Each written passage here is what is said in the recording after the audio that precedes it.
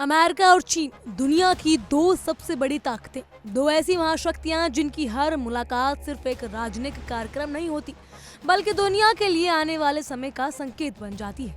और इस वक्त पूरी दुनिया की नजर टिकी है बीजिंग पर, जहां अमेरिकी राष्ट्रपति डोनाल्ड ट्रंप और चीन के राष्ट्रपति शी जिनपिंग आमने सामने हैं। शुरुआत में माहौल बेहद गर्मजोशी से भरा दिखा। ट्रंप ने चीन की तारीफ की, जिनपिंग ने दोस्ती का हाथ बढ़ाया और रेड कारपेट बिछा। गार्ड ऑफ ऑनर दिया गया, कैमरों के सामने मुस्कुराहट दिखी। लेकिन जैसे जैसे बंद कमरे में बातचीत आगे बढ़ी, वैसे वैसे दुनिया की सबसे बड़ी भू राजनीतिक लड़ाई का सबसे संवेदनशील मुद्दा सामने आया, ताइवान। वही ताइवान जिस पर चीन अपना दावा करता है और जिसके समर्थन में उसका अमेरिका लगातार खड़ा दिखाई देता है। अब सवाल ये है कि ट्रंप चीन से रिश्ते सुधारने के लिए ताइवान को लेकर अपने रुख में नरमी दिखाएंगे या फिर अमेरिका और चीन के बीच टकराव का नया अध्याय शुरू होने जा रहा है। बीजिंग में ट्रंप का स्वागत पूरी शान के साथ हुआ। चीन ने यह देखने को मौका मिला या चीन ने यह दिखाने की कोशिश की कि वो अमेरिका के साथ टकराव नहीं बल्कि नए रिश्ते चाहता है। राष्ट्रपति शी जिनपिंग ने ट्रंप और उनके प्रतिनिधि मंडल का सम्मानपूर्वक स्वागत करते हुए कहा कि दुनिया तेजी से बदल रही है और इस समय अमेरिका और चीन की जिम्मेदारी पहले से कहीं ज्यादा बढ़ गई है। जिनपिंग ने कहा कि दोनों देशों के प्रतिद्वंदी नहीं बल्कि साझेदार बनकर काम करना चाहिए। उन्होंने कहा कि हम एक दूसरे की सफलता और समृद्धि में सहयोग कर सकते हैं। उन्होंने ट्रंप के साथ नए दौर की रिश्ते बनाने की इच्छा जताई है और यहाँ तक कहा कि दुनिया हमारी तरफ देख रही है। जिनपिंग ने अमेरिका की आज़ादी के 250वें वर्ष का जिक्र करते हुए दोस्ती का संदेश देने की कोशिश की। दूसरी तरफ डोनाल्ड ट्रंप भी इस बार पुराने तेवर में नजर नहीं आए। वही ट्रंप जिन्होंने चुनावी मंचों में चीन के खिलाफ खुलकर बयान दिए, वही ट्रंप जिन्होंने चीन पर अमेरिकी नौकरियां छीनने का आरोप लगाया, वही ट्रंप जिन्होंने चीन के खिलाफ आर्थिक युद्ध तक छेड़ा। बीजिंग पहुंचते ही उनके स्वर बदलते हुए नजर आए। ट्रंप ने शी जिनपिंग की तारीफ करते हुए उन्होंने एक महान योद्धा बताया। उन्होंने कहा कि शायद कुछ लोगों को ये बयान पसंद ना आए, लेकिन ये फिर भी ऐसा ही कहेंगे। ट्रंप ने कहा कि अमेरिका और चीन का भविष्य साथ मिलकर और भी शानदार हो सकता है। शुरुआती तस्वीरों में ऐसा लगा जैसे दोनों देश पुराने मतभेद भूलकर नए रिश्तों की शुरुआत करना चाहते हैं। लेकिन राजनीति में मुस्कुराहटों के पीछे हमेशा कुछ न कुछ वजह छुपी होती है। कैमरों के सामने दोस्ती दिखाने वाले दोनों देशों के बीच सबसे बड़ा विवाद यही है जो पिछले कई वर्षों से दुनिया की चिंता बना हुआ है, वो है ताइवान। बातचीत के दौरान भी शी जिनपिंग ने साफ शब्दों में कहा कि अमेरिका को चेतावनी दे दी। चीनी मीडिया के मुताबिक जिनपिंग ने ट्रंप से कहा कि ताइवान का मुद्दा चीन अमेरिकी रिश्तों का सबसे अहम और सबसे संवेदनशील मुद्दा है।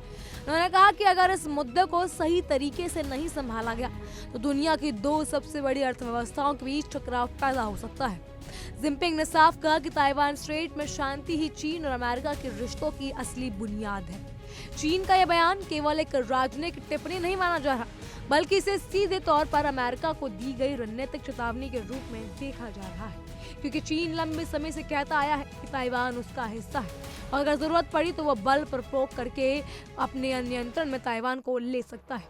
दूसरी तरफ ताइवान खुद को एक स्वतंत्र और स्वशासित लोकतंत्र मानता है। यही वजह है कि ये विवाद सिर्फ क्षेत्रीय नहीं बल्कि वैश्विक शक्ति संतुलन का केंद्र बन चुका है।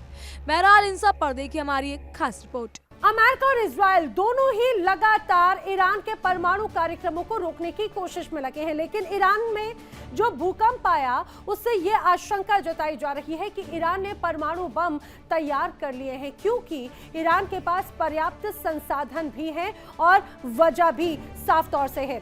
अब समझिए, जंग में अमेरिका इजराइल को हराना नामुमकिन है। ईरान के पास में 60% संवर्धित करीब 400 किलो यूरेनियम है। संवर्धित यूरेनियम से छोटे टैक्टिकल वेपन बनाना भी संभव है और ईरान ने तो अमेरिका को भी करारा जवाब देने का दावा कर दिया है। इतना ही नहीं, जंग में तबाह ईरान के पास अब खोने के लिए कुछ है ही नहीं, बार बार ये दावा किया जाता है।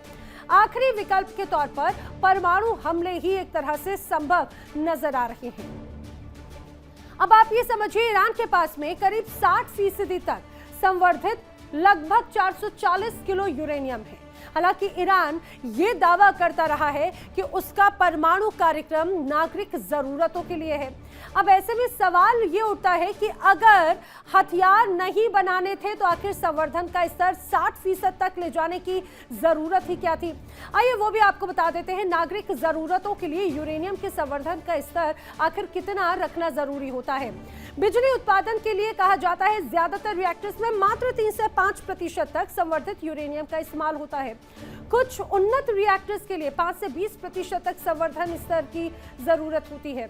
रिसर्च और चिकित्सा में रिसर्च के लिए 12 से 19.75% तक संवर्धित यूरेनियम का प्रयोग होता है। कैंसर के इलाज और मेडिकल इमेजिंग के लिए रेडियो एक्टिव मटेरियल जरूरी चिकित्सा के लिए है तो 20% से कम संवर्धित यूरेनियम भी पर्याप्त होता है। अब लोगों के जहन में बार बार सवाल ये आता है कि आखिर ये यूरेनियम संवर्धन क्या है। दरअसल ईरान ने ऐलान किया है कि ये वो यूरेनियम संवर्धन नहीं रखने वाला, जबकि अमेरिका ईरान के एटॉमिक प्रोग्राम को रोकना चाहता है।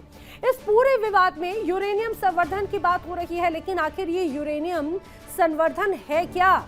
आइए वो भी मैं आपको जल्दी से बता देती हूँ। दरअसल जो प्राकृतिक यूरेनियम है उसमें आइसोटोप U-235 की मात्रा बढ़ाना एक तरह से प्राकृतिक रूप से यूरेनियम के 2 आइसोटोप होते हैं।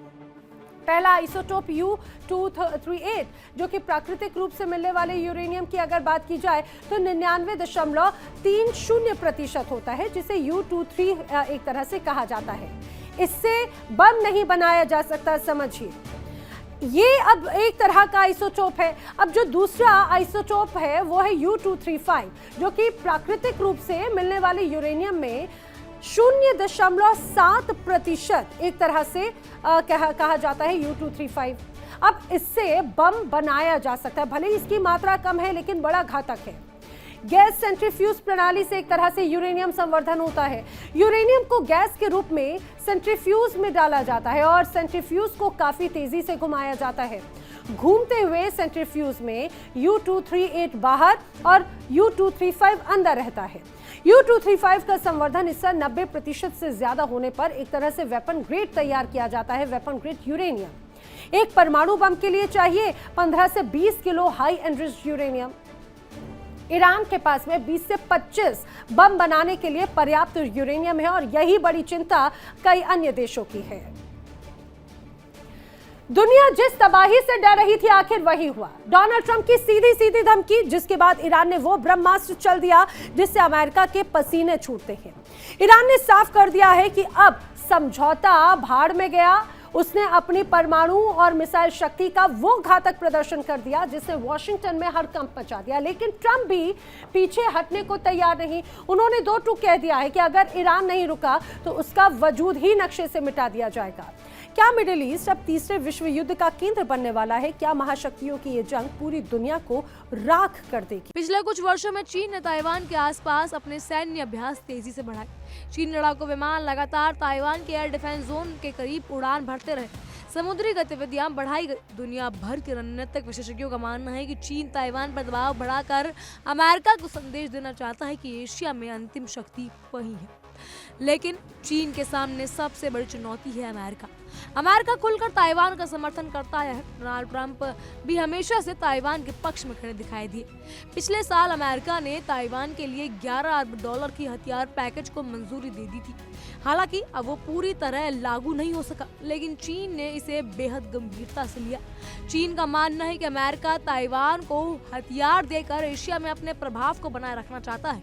यही वजह है कि इस बार जब ट्रंप चीन पहुंचे हैं तो दुनिया ये देखने लगी है कि क्या अमेरिका अपने पुराने रुख पर कायम रहेगा या फिर चीन से संबंध सुधारने के लिए कोई समझौता करेगा। क्योंकि ट्रंप के सामने चुनौती सिर्फ कूटनीति नहीं बल्कि आर्थिक और रणनीतिक भी है। अमेरिका जानता है कि चीन के साथ सीधा टकराव वैश्विक अर्थव्यवस्था को हिला सकता है। वही चीन ये भी समझता है कि अमेरिका को पूरी तरह नजरअंदाज करना संभव नहीं। लेकिन इस पूरे विवाद के पीछे एक और बड़ा कारण है और वो है ताइवान की टेक्नोलॉजी ताकत। ताइवान दुनिया का सबसे बड़ा और सबसे उन्नत चिप निर्माता माना जाता है। आने वाले समय में आर्टिफिशियल इंटेलिजेंस यानी AI की दौड़ में सबसे अहम भूमिका सेमीकंडक्टर चिप की होने वाली है और इन चिप्स का सबसे बड़ा केंद्र है ताइवान। यही वजह है कि चीन या ताइवान को लेकर राजनीतिक मुद्दा नहीं बल्कि भविष्य की तकनीकी शक्ति के रूप में देखा जाता है। अगर चाइना ताइवान पर नियंत्रण स्थापित कर लेता है तो दुनिया की टेक्नोलॉजी सप्लाई चेन पर उसका प्रभाव कई गुना बढ़ जाएगा। दूसरी तरफ अमेरिका पर ये नहीं चाहता कि एआई और आधुनिक तकनीकी में क्षेत्र में चीन को इतनी बड़ी रणनीतिक बढ़त मिल जाए। यही कारण है कि ताइवान अब सिर्फ एक द्वीप नहीं बल्कि दुनिया की सबसे बड़ी शक्ति प्रतिस्पर्धा का केंद्र बन चुका है। बीजिंग में ट्रंप और जिनपिंग की मुलाकात इसीलिए भी अहम मानी जा रही है क्योंकि वो ऐसे समय में हो रही है जब दुनिया पहले से कई बड़े संकटों से गुजर रही है। ईरान युद्ध का तनाव अलग है, रूस यूक्रेन संघर्ष अलग है और ऐसे समय में अगर अमेरिका और चीन के बीच तनाव बढ़ता है तो वैश्विक स्तर पर उसका सीधा असर पड़ता नजर आएगा। जिनपिंग ने अपने संबोधन में ये भी कहा कि दुनिया में ऐसे बदलाव हो रहे हैं जो पिछले कई दशकों से नहीं देखे गए। उन्होंने ये संकेत देने की कोशिश की कि आने वाला दौर केवल अमेरिका के नेतृत्व वाला नहीं होगा। चीन लगातार खुद को एक वैकल्पिक वैश्विक शक्ति के रूप में पेश कर रहा है। वहीं ट्रंप ये जानते हैं कि चीन को पूरी तरह अलग थलग करना अब आसान नहीं होगा। लेकिन असली सवाल यही है कि अब ट्रंप का अगला कदम क्या होगा। क्या वो ताइवान के समर्थन में पहले की तरह मजबूती से खड़े होंगे या फिर चीन के साथ रिश्ते सुधारने के लिए कुछ नरमी दिखाएंगे? क्योंकि अगर अमेरिका पीछे हटता है तो ताइवान के लिए सबसे बड़ा झटका होगा। वहीं अगर अमेरिका अपने रुख पर कायम रहता है तो चीन के साथ ताइवान को और बढ़ा सकता है। बहरहाल इन सब पर आपकी क्या राय है हमें कमेंट के जरिए जरूर बताइएगा। फिलहाल के लिए इतना ही। तमाम खबरों के लिए बने रहिए इंडिया डेली के साथ। देखिए इंडिया डेली 24/7 अब आपकी स्मार्ट टीवी पर। इंडिया डेली मौजूद है सभी डिजिटल प्लेटफॉर्म पर लाइव और लगातार। इंडिया डेली 24/7 हर दिन राष्ट्र को समर्पित।